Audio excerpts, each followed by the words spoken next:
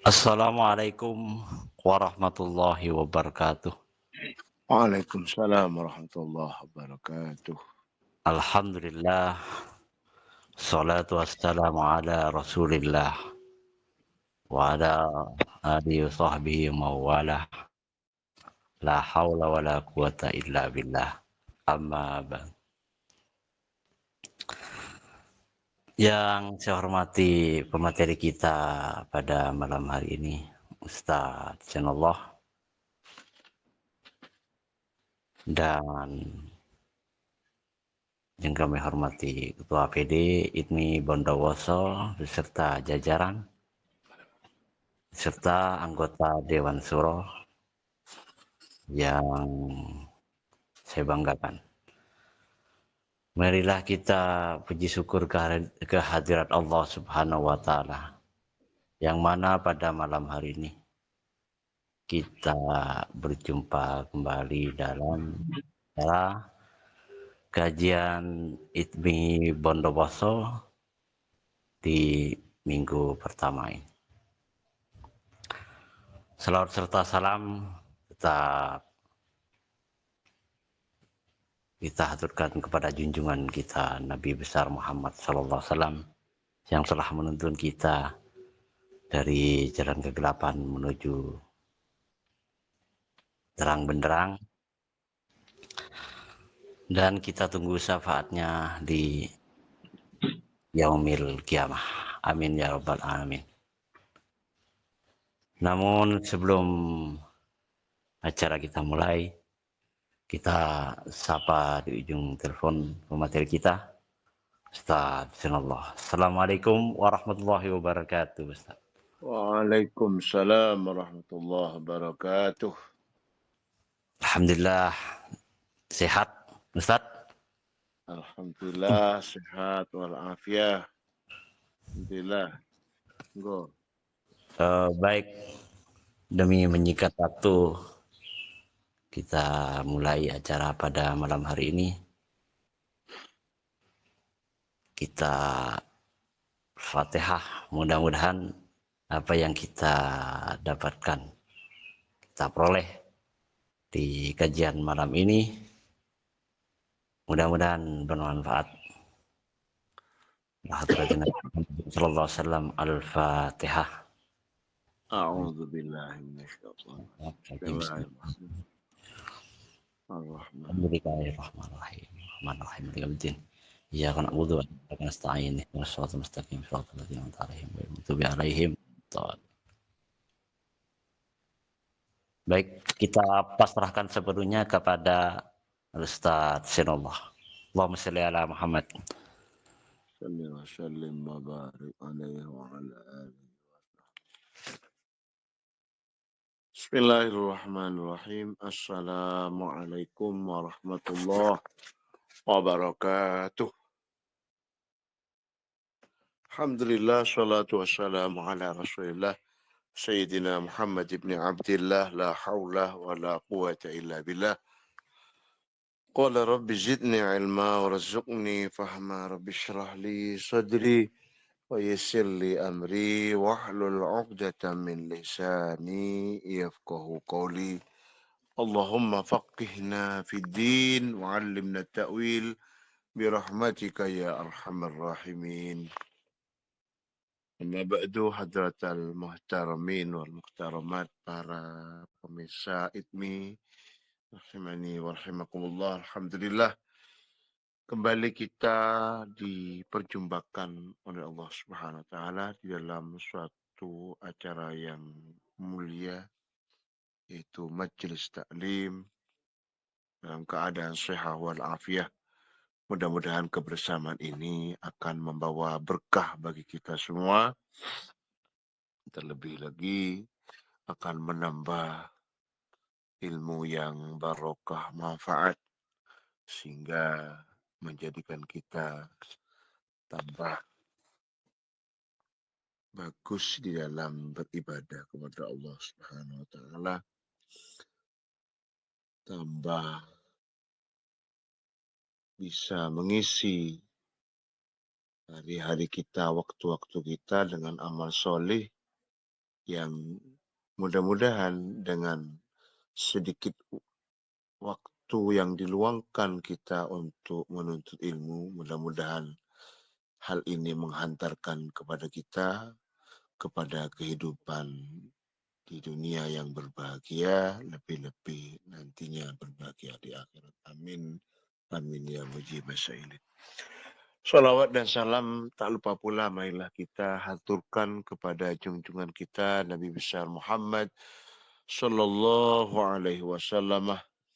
Harapan kita syafaat dari beliau nantinya di yaumil qiyamah. Dan tak lupa pula salawat dan salam ini mudah-mudahan terhaturkan pula kepada segenap keluarga Nabi, para istri Nabi, zuriyahnya, dan para segenap sahabat-sahabatnya, dan tak lupa seluruh umat muslim yang setia mengikuti langkah-langkah beliau. Amin. Amin ya mujibas sa'ilin. Para pemirsa yang dirahmati Allah Subhanahu wa taala, pada kajian kali ini kitab Nasaihul Ibad kita akan membahas tentang kalam hikmah para hukama. Di kitab ini disampaikan an ba'dil hukama, sebagian ahli hikmah berkata, man tawahhama anna lahu waliyan awla min Allah qallat ma'rifatuhu billah. Barang siapa yang menyangka bahwa ia mempunyai penolong yang lebih utama daripada Allah Subhanahu wa taala, dia menyangka bahwa ada penolong yang lebih utama dari Allah Subhanahu wa taala, berarti ia belum mengenal kepada Tuhannya dengan baik. Berarti ia belum mengenal Allah dengan baik. Wa man tawahhama anna lahu aduwan a'da min nafsihi qallat ma'rifatuhu bi nafsihi. Kemudian siapa orang yang menyangka bahwa ia mempunyai musuh yang lebih hebat daripada nafsunya, maka ia belum mengenal dirinya dengan baik. Kalam ini kalam hikmah yang luar biasa, yang mengingatkan kepada kita bahwa yang pertama, tidak ada penolong yang lebih utama melebihi Allah Subhanahu wa taala.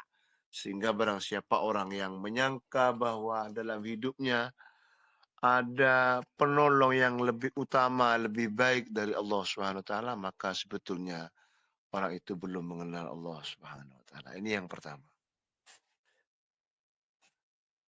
Di dunia ini tidak ada satupun kehebatan apapun, kekuatan apapun, atau kedahsyatan apapun dalam hal memberikan bantuan atau pertolongan kepada kita melebihi Allah Subhanahu wa taala. Kalaulah ada sekiranya seseorang atau kekuatan lain, itu adalah merupakan wasilah yang sebetulnya dibalik itu semua adalah merupakan kehendak Allah Subhanahu wa taala yang bersamaan dengan kehendak Allah Subhanahu wa taala. Dalam hal ini di dalam Al-Qur'an, satu hal kecil saja disampaikan oleh Allah Subhanahu wa taala ketika kita melempar. Difirmankan oleh Allah, wa ma ramaita wa ma ramaita idh ramaita walakinnallaha rama. Disampaikan oleh Allah SWT, bukanlah engkau yang melempar ketika engkau melempar, akan tapi walakinnallaha rama, akan tapi Allah lah yang melempar. Perkara kecil saja kita ketika kita melempar, ternyata apa yang kita lempar itu bukan karena kekuatan yang kita miliki, akan tapi itu adalah bagian daripada kehendak yang Allah ciptakan sehingga kita bisa melempar. Siapa yang memberikan kekuatan tenaga kita? Siapa yang menggerakkan tangan kita? Siapa yang bisa menghantarkan batu itu. Kenapa batu itu bisa melayang ketika kita melemparnya? Akan tapi bagaimana ketika kita berada di ruang hampa, misalkan di bulan, sebagaimana kita pelajari di bulan itu adalah ruang hampa, sehingga orang di situ melayang. Dan kita tidak bisa melempar di situ. Kenapa? Karena tidak ada gravitasi bumi. Sementara kita bisa melempar karena di bumi itu diberikan magnet atau gravitasi bumi sehingga kita bisa menggerakkan dan terjadilah gerakan lemparan itu. Karena Allah yang memberikan ruang gravitasi bumi sehingga berjalanlah batu yang kita lempar. Maka kita diingatkan oleh Allah SWT bahwa apa yang kita lempar itu pada akhirnya adalah merupakan bukan kekuatan yang timbul dari kita, akan tapi itu adalah merupakan bagian daripada kehendak Allah Subhanahu wa taala. Artinya apa? Para pemirsa yang dirahmati Allah Subhanahu wa taala, betapa lemahnya kita, betapa tidak memiliki daya dan kekuatan kita. Sehingga dari semua apa yang kita jalani, apa yang kita miliki, apa yang kita hadapi itu semata-mata adalah merupakan kehendak dan anugerah Allah Subhanahu wa taala. Al-Qur'an disampaikan innallaha ala kulli syai'in qadir. Sesungguhnya Allah atas segala sesuatu maha berkuasa. Nah, Bapak ini saya yang dirahmati Allah Subhanahu wa taala. Oleh karena itu, maka ketika kita membuka pertolongan, maka fasta'in billah. Mintalah pertolongan kepada Allah Subhanahu wa taala. Ketika kita membutuhkan sesuatu, maka terlebih dahulu kita mintalah bantuan kepada Allah Subhanahu wa taala. Bahkan di dalam Al-Qur'an, Allah Subhanahu wa taala sangat welcome membuka diri. Ud'uni astajib lakum. Mintalah kalian kepadaku, maka niscaya aku akan mengijabah dari semua permohonan, permintaan yang kita sampaikan kepada Allah Subhanahu wa taala. Lalu dalam perjalanannya kemudian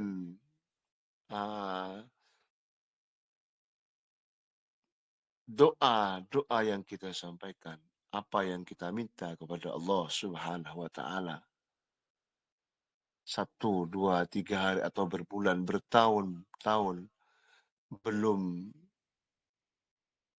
menjadi kenyataan apa yang menjadi permintaan kita. Itu bukan berarti Allah Subhanahu wa taala tidak bisa mengijabah atau memberikan secara spontan apa yang kita miliki.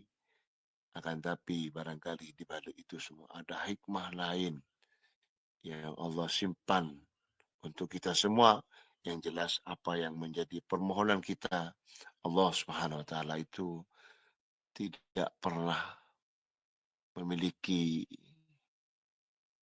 rasa hutang kepada kita. Tidak pernah memberikan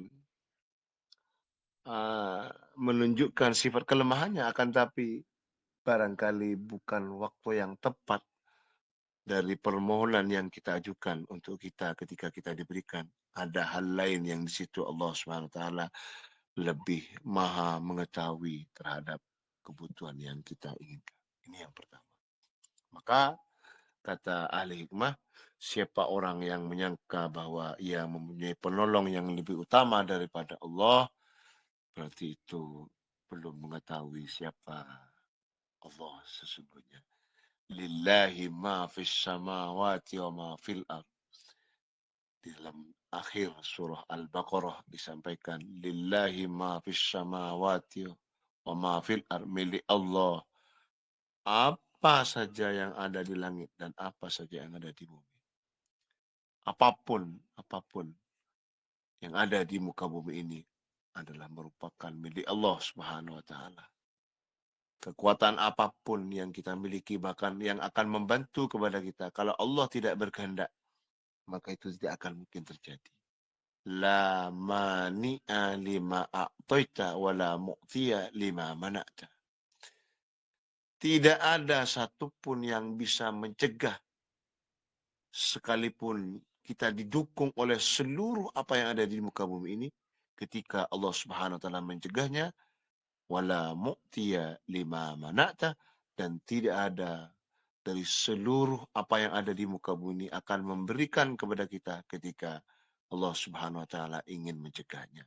Artinya apa?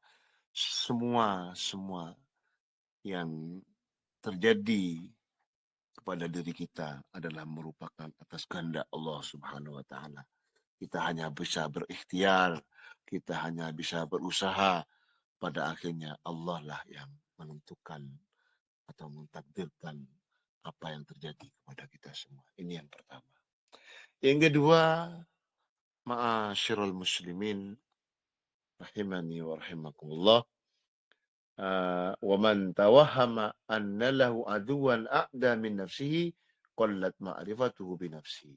Yang kedua, siapa orang yang mengira yang mempunyai musuh yang lebih hebat, yang lebih kuat, melebihi dirinya, maka ia belum mengenal dirinya dengan baik. Artinya, dalam diri kita ada musuh yang amat besar, yaitu nafsu kita, nafsu amarah. Di mana di dalam Al-Quran ada 3 pembagian nafsu yang difirmankan oleh Allah Subhanahu wa taala. Wa ma ubarri'u nafsi innan nafsa la'ammaratun bisu. Yang pertama ada nafsu amarah, di mana nafsu amarah ini selalu mendorong kepada perbuatan buruk. Maka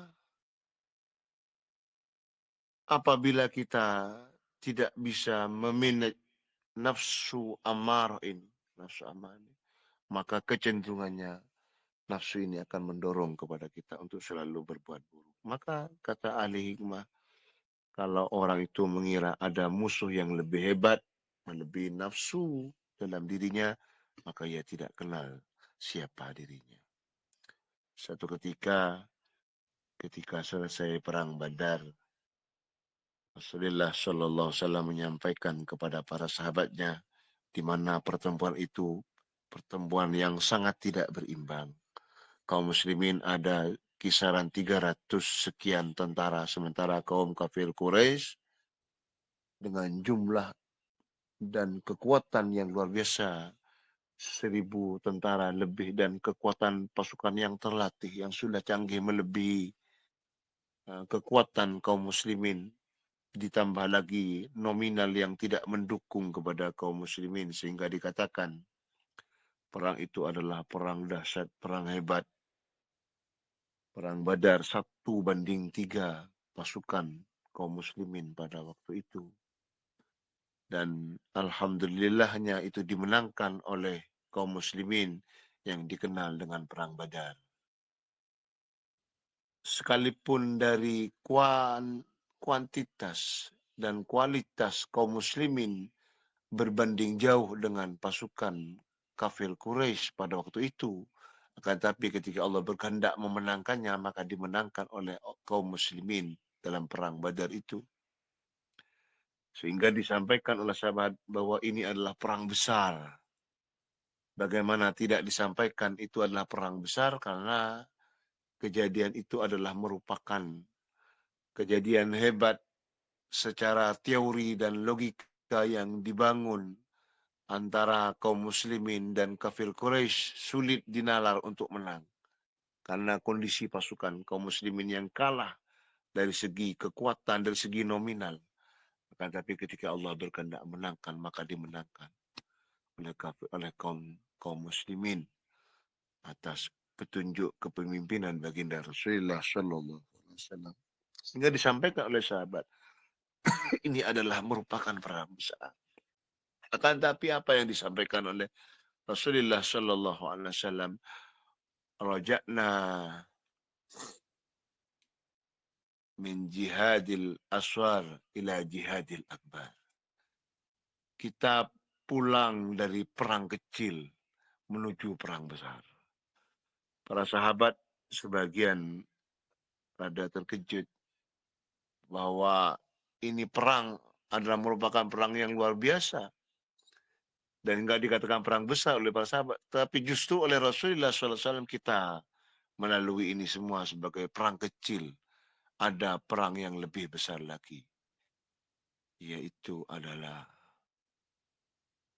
jihadun nafs, perang melawan hawa nafsu. Ini selaras dengan apa yang disampaikan oleh para hukama bahwa dalam diri kita ada musuh yang teramat besar yang apabila kita tidak berhati-hati maka kita akan dihempaskan. Kita akan diluluh lantakkan oleh apa yang ada dalam diri kita, yaitu nafsu amarah. Nafsu yang kecenderungannya selalu mengajak berbuat baik, berbuat buruk. Kecenderungannya innan nafsa la ammaratun bisu. Nafsu amarah yang kecenderungannya selalu mengajak kepada keburukan. Kalau ini dituruti, maka kita sudah kalah sebelum berperang dengan di luar. Maka kata para hikmah yang lain disampaikan, cukuplah kita jangan menambah musuh. Cukup dua saja, yaitu nafsu yang ada dalam diri kita dan iblis yang selalu ingin memusuh kita. Itu jadikan kita musuh bersama. Jangan kita menambah musuh lainnya. Akan tapi dalam kenyataannya, pemirsa yang dirahmati Allah Subhanahu wa taala, kita sudah belum mengalahkan musuh yang ada dalam diri kita. Kita belum bisa mengalahkan iblis dan setan dan pasukannya yang ingin terus mengalahkan, memusuhi kita semua. Kita justru dalam perjalanannya menambah musuh-musuh yang lain. Sehingga bertambah beratlah perjalanan keimanan kita, ketakwaan kita kepada Allah Subhanahu wa taala. Nah, pemirsa yang dirahmati Allah Subhanahu wa taala, dua kalam hikmah ini, yang pertama bahwa tidak ada penolong yang melebihi keutamaannya seluar biasa, melebihi Allah Subhanahu wa taala. Kemudian yang kedua, maka musuh terbesar di dalam diri kita bukan di luaran, akan tapi dalam diri kita, yaitu nafsu amarah. Mudah-mudahan Allah Subhanahu wa taala memberikan kekuatan zahir batin sehingga kita tidak kalah dalam perlawanannya terhadap musuh yang ada dalam diri kita.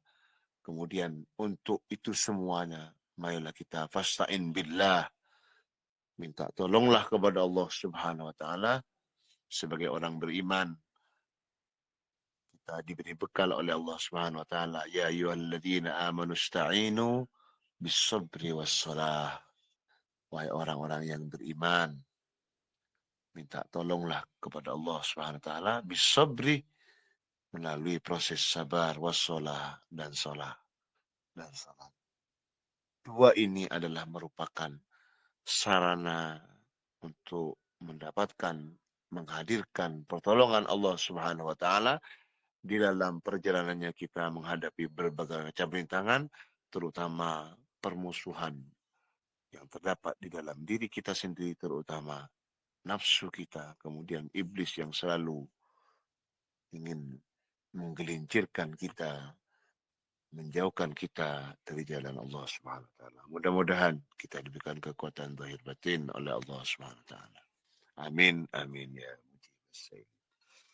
Ini saja yang dapat kami sampaikan dalam kesempatan yang penuh nikmat kebahagiaan ini. Mudah-mudahan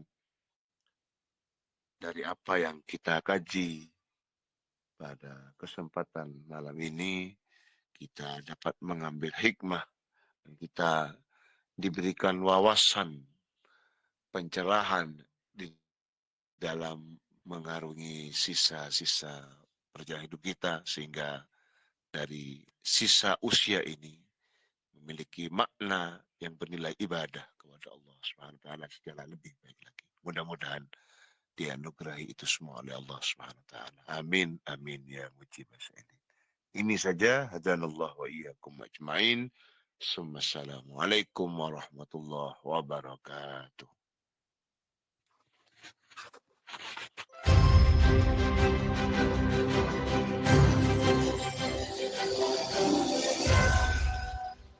Sahabat pendengar setia kajian online ITMI Bondowoso, kini kita telah memasuki sesi diskusi dan tanya jawab. Bagi sahabat semuanya, dipersilahkan untuk bertanya tentang hal-hal yang berkaitan dengan nilai-nilai keislaman atau menanyakan kembali materi yang telah disampaikan apabila masih ada yang belum dipahami. Mohon untuk menyebutkan nama lengkap serta asal tempat tinggal sebelum menyampaikan pertanyaan. Marilah kita manfaatkan sesi diskusi ini untuk memperdalam keilmuan dan menambah wawasan keislaman kita bersama. Selamat berdiskusi, semoga membawa pencerahan, manfaat, dan keberkahan bagi kita semua.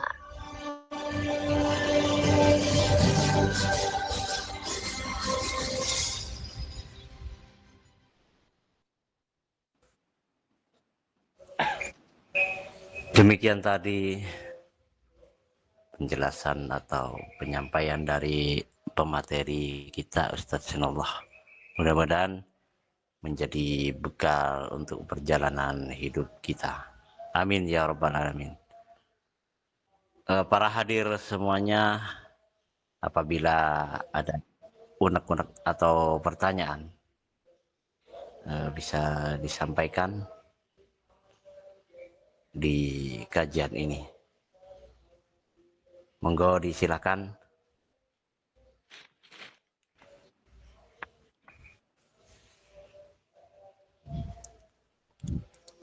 Sebutkan nama dan daerah asal.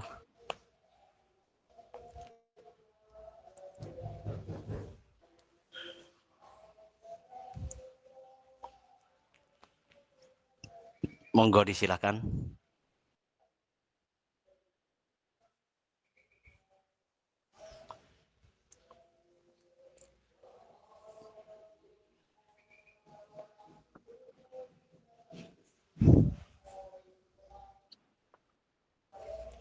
Mas Jamal mungkin ada dari WA atau Mas Wahyu.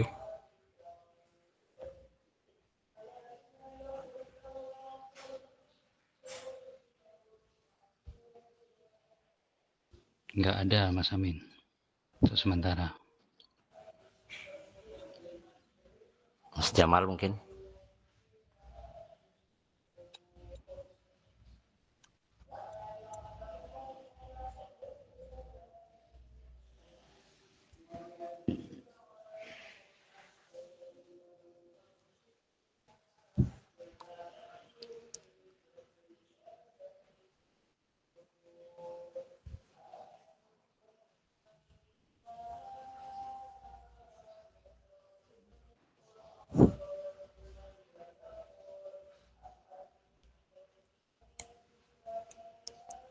Baik, gimana?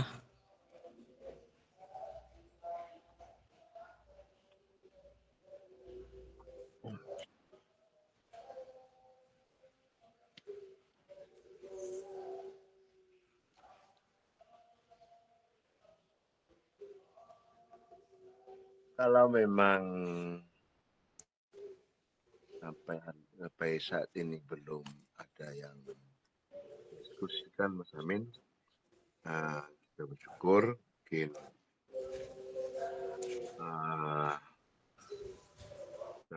di pending lain waktu. Gimana untuk teman-teman?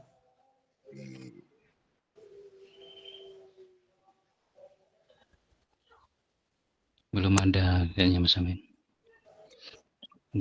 Baik. Selesaikan aja. Baik. Sebelum kita tutup, mohon kesimpulannya Pak Ustadz atas apa yang disampaikan tadi. Monggo disilakan.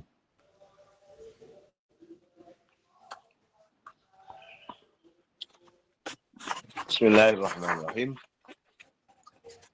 Kesimpulannya dari apa yang kita kaji pada malam hari ini, bahwa kita sangat bersyukur sekali di saat kita berbagai problematika yang menimpa kepada kita, kemudian kita kembali kepada Allah Subhanahu wa Ta'ala. Sangat bersyukur sekali karena kita ada tempat yang sangat luar biasa untuk menjadi keluh kesah dan munajat kita, yaitu Allah Subhanahu wa taala yang setiap detiknya, setiap waktunya selalu siap untuk menerima keadaan kita, baik kita dalam keadaan baik atau dalam keadaan tidak baik-baik saja, bahkan berlumpur dosa pun ketika kita kembali kepada Allah Subhanahu wa taala, Allah selalu siap menerima kita. Dan setiap apa yang kita aturkan, apa yang menjadi keinginan kita, baik urusan dunia dan akhirat, jangan pernah sedikit pun menyangka kepada Allah Subhanahu wa taala, Allah tidak akan memberikan itu semua kepada kita. Ketahuilah dalam Al-Quran, innallaha ala kulli syai'in qadir. Dalam semua hal, Allah itu sangat berkuasa, sangat berkehendak atas segala sesuatunya. Ini yang pertama. Yang kedua, kembali kepada diri kita bahwa pada masing-masing diri kita ada musuh yang besar yang mesti harus kita selalu waspada, yaitu nafsu amarah. Yang apabila kita tidak mampu menekannya, maka ini semua akan menggelincirkan kita dan menjauhkan kita kepada Allah Subhanahu wa taala. Oleh karena itu, marilah kita menjadikan diri ini sebagai orang yang selalu menggantungkan diri kepada Allah Subhanahu wa taala. Wa may yatawakkal 'ala Allah fahuwa hasbuh. Siapa orang yang serah diri dalam semua hal dengan ikhtiar kita yang luar biasa, kemudian kita berserah diri penuh kepada Allah Subhanahu wa taala, maka fahuwa hasbuh. Segala sesuatunya akan dicukupkan oleh Allah Subhanahu wa taala. Seberat apapun problematika yang menimpa kepada kita, ketika kita pasrahkan kepada Allah dengan ikhtiar yang luar biasa pula, maka insya Allah Allah akan cukupkan dari berbagai persoalan itu. Mudah-mudahan kesimpulan ini akan menjadikan kita lebih merasakan ringannya hidup di tengah deraan berbagai macam cobaan di antara kita. Mudah-mudahan Allah SWT selalu menaungi hidayahnya kepada kita semua. Amin. Amin. Ya mujibas syaitin.